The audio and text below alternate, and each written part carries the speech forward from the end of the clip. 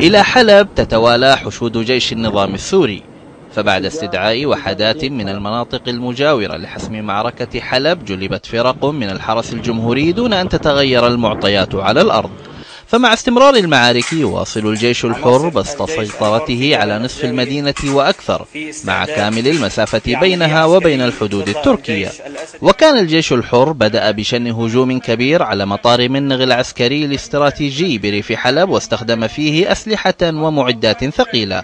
يتزامن هذا مع عودة عدد من قادة الجيش الحر من تركيا لقيادة المعارك على الأرض. هنا يظهر العميد مصطفى الشيخ قائد المجلس العسكري. إن شاء الله راح نحتفل جميعا في دمشق، وهالقتل المجرمين نحاسبهم كلهم وبأيديكم إن شاء الله. قريبا جدا سترتفع بيارق النصر على قاسيون وهو في الأتارب وفي حلب قريبا.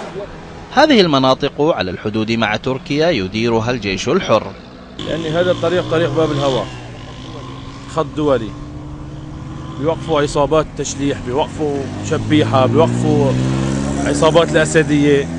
نحن منأمن الحماية للمواطنين.